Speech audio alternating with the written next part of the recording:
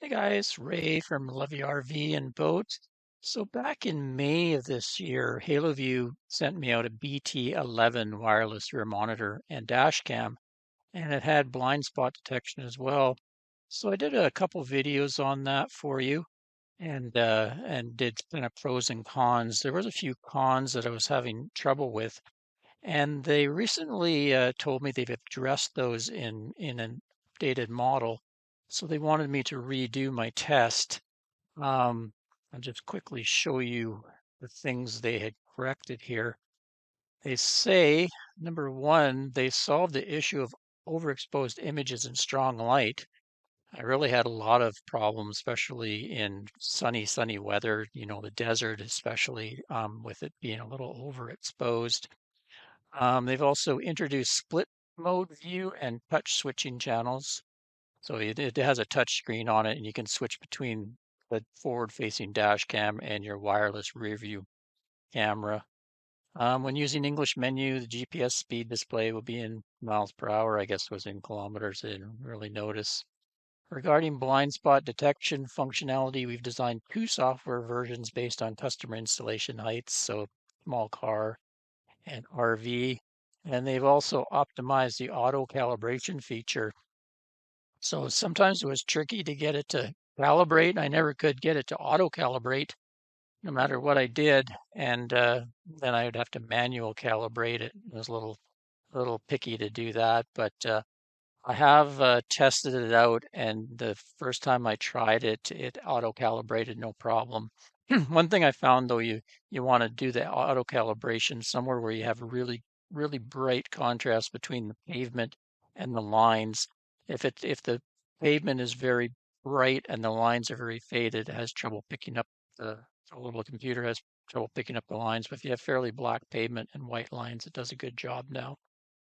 And then for continuous entry of vehicles into the rear warning zone, only the first vehicle will trigger an audio alert. Subsequent vehicles will display a red alert on the monitor without repetitive audio alerts. So I just turn the sound right off myself. It's just, I don't even want any alerts, but it does put a red light on the side of the mirror display when a car gets right in your blind spot near the back. And I found that once I had set it up, especially with the auto calibration, it was 99%. It would always pick up the car there. So that was kind of handy. So in this video, if you haven't seen how to install it, I'll just go through it again quickly and show you the rear camera installation and how to put the front mirror mount. And then I'm going to go and show you some footage from our trip down to the desert from British Columbia and show you how the footage is turning out for me. So let's get to it. Next, let's go through all the pieces that come in the BT11 kit. Looks like a lot, but it's actually pretty simple install. Here's the main screen. It goes on your rear view mirror. You can see right there, that's the dash cam. It's adjustable, a little bit of distance, and it kind of spins around in there so you can adjust the viewing. It's got straps on the back. There's a speaker there. Down there's power button, and then we got the inputs and outputs and the SD card because the system records. So there's a couple different power inputs, video input, and GPS input. Over here we've got a power converter box. That's for the display, plugs into the display. Then that wire heads off through some other wires that go around your headliner and down underneath your dash, where they'll meet a power filter, and then into this gizmo, which will have plug into your 12-volt power socket on your dash, and then there's some antennae that'll go on that. So that's kind of your main power unit and does the wireless signal for the rear camera. And then we've got a GPS dongle, so that goes on your windshield and then plugs into this. There's the antenna that screw on. There's some stuff for mounting purposes, and I think there's an extra piece in there, plastic protector for the screen. over here we have the camera. So this goes on the back of the RV, and there's an antenna that goes onto it, and then it gets 12-volt power in a couple different ways. On mine, I use this cord, and you can see there's a red and a black wire that I hook up, and that gives the camera power. There's a gasket here, and I just drill holes on the back. I already have a camera mounted, so I'll just replace it with this one. But it's just some holes are drilled into the back of the RV. And I actually run mine into a junction box. Some people will use the running lights on the back, so when you turn the marker lights on your RV, the camera gets active. Or there's this adapter, and I believe that's to go into the OEM Furrion systems that are wired. Some RVs come with a pre-wired rear camera, so that's just to adapt to that system.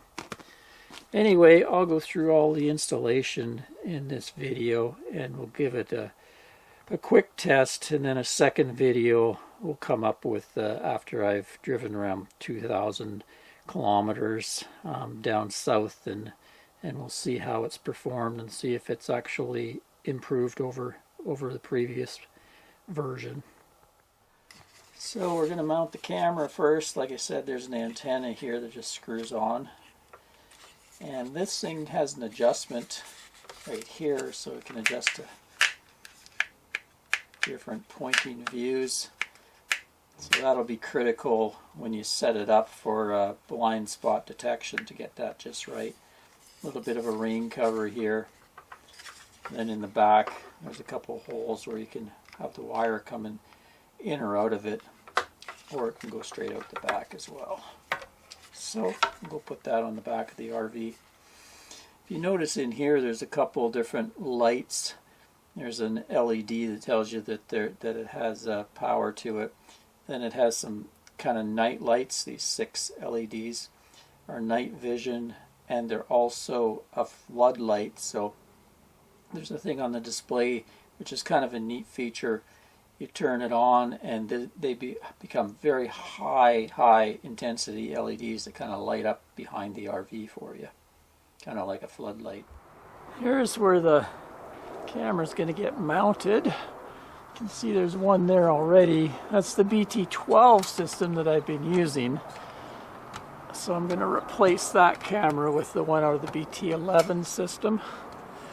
You can see how I have mine wired into a junction box up here, and then that goes inside and goes to a switch, so I can switch the camera's power on and off. Like I said, some people will have the Furrion system that's already built in, or other people will sometimes tap into a marker light here. We'll take this apart and use the splice into the same 12-volt power. And then when they turn the marker lights on, the cameras come on. Anyway, I've done this a few times with different systems as I've been testing them for Haloview. So I'm just going to remove this one, get rid of my lap sealant and redo that, and put the new camera into my junction box. Just give you a look behind there. You can see there hasn't been any issues with leaks or anything. I just added some sealant up there to where that wire went through. Looks like maybe a spider moved in at one point.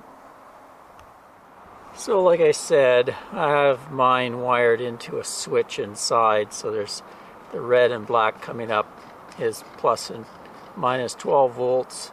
So I've just plugged in this extension wire, and I just soldered mine on there. I prefer to solder it, but there is little crimp connectors that come with the kit, or you could use some other method, but anyway, some method of connecting up to 12 volts. Anyway, I'll sew that back up, and then that'll give me power to the rear camera there, and we can move on to setting up the display in the truck. I still have to pick up a tube of lap sealant, pull off this old stuff, and then put a new layer of lap sealant down, but that's basically how it goes there. Well, I'm back with my testing results here.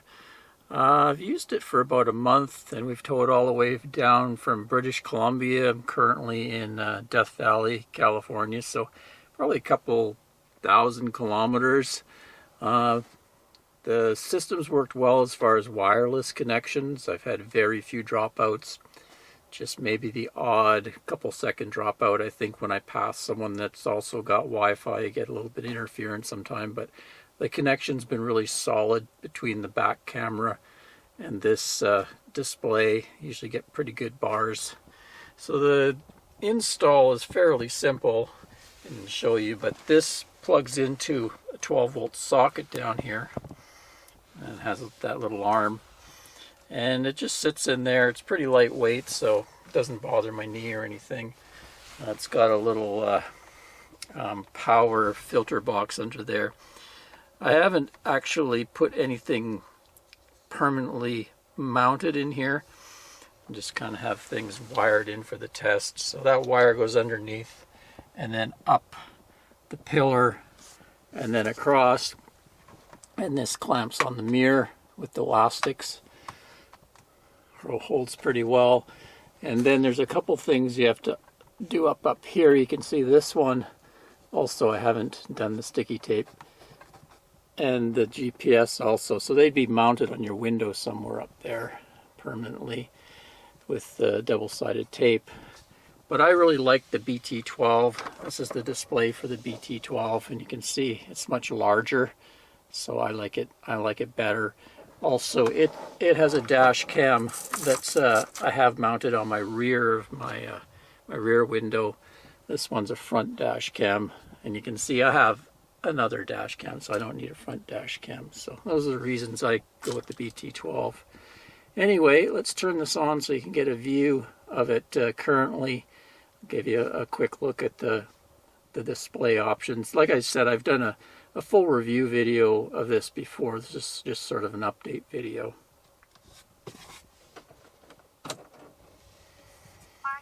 Turn on power to it.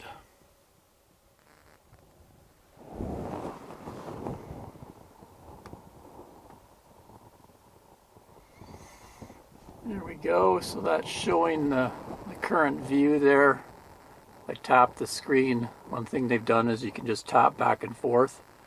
So that's my my dash cam view right now, and then this would be the rear camera view, and then you can move the screen up and down. So it's quite a big square picture, so you have to adjust it for your rear view when you're cruising along in the vehicle. So I get it adjusted so I can see the very far distance of the road up to the close part, because I use it mostly as a rear view monitor. But if you're backing in, you can kind of move things around here to see where you're going. And then you swipe up the blind spot detection. Show you, see there's the setup. And actually the setup worked very well this time.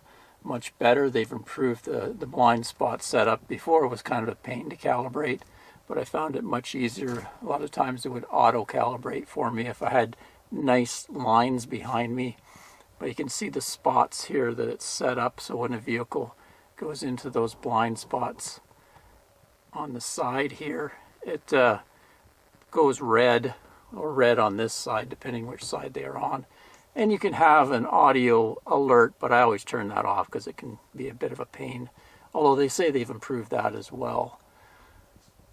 And then there's just all kinds of different adjustments here. There's an adjustment setting here you can go through.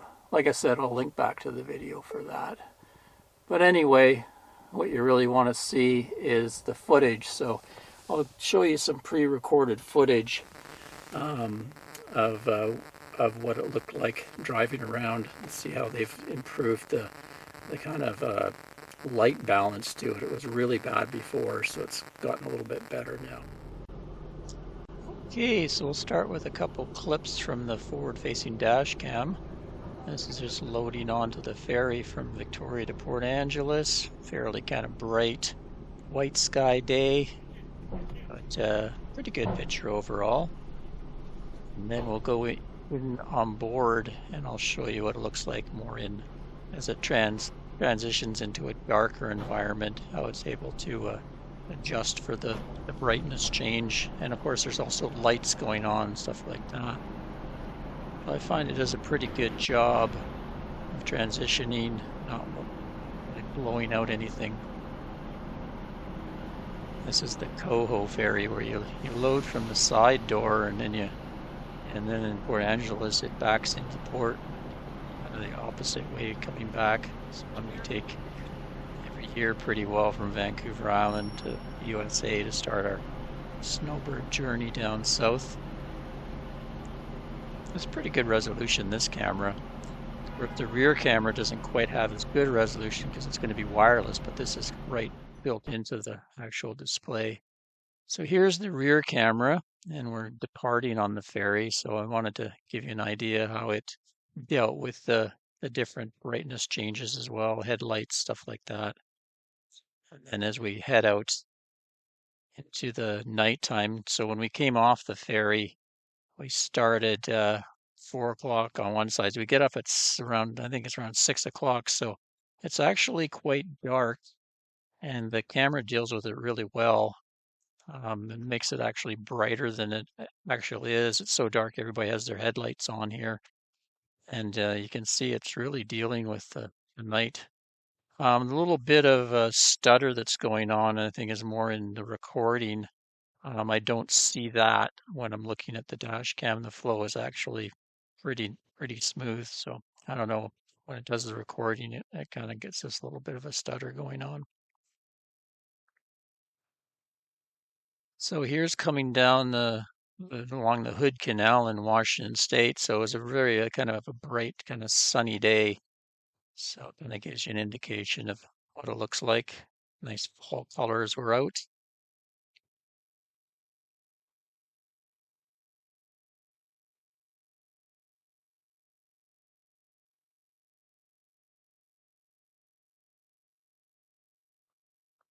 Very pretty drive, but curvy. Have to really pay attention to the road. You can't be gawking at the pretty environment too much because it's fairly narrow, twisty road. So the next footage is going to be down in the desert, and this is where the thing had a lot of problems before because it's so bright. This is in California desert, and it's the pavement down there is quite bright, so it really had trouble with that. But they've improved it quite a bit. I can see it right away that it's not as bad as it was before. And before there was a lot of kind of double images. It's a different patch of pavement, fresh pavement gives you an idea what it looks like. And then the transition to another colored pavement. So yeah, they definitely have improved their exposure. It's not so overexposed like it was before in the really bright environment. But at the same time, it's still able to deal with night vision scenes. So its dynamic range as far as the exposure is pretty good. Here's was the worst I could find when I went through the recordings, and the sun was reflecting right off the pavement. But as soon as I turned the corner, it was okay. So overall, they've really addressed some of the issues that I had with the original review sample. This one was better. So anyway, they wanted me to put up an updated video review of it. So there you go. Any questions or comments, just leave them below the video and I'll answer them. Till next time, Ray from Haloview RV and Boat. Cheers, everyone.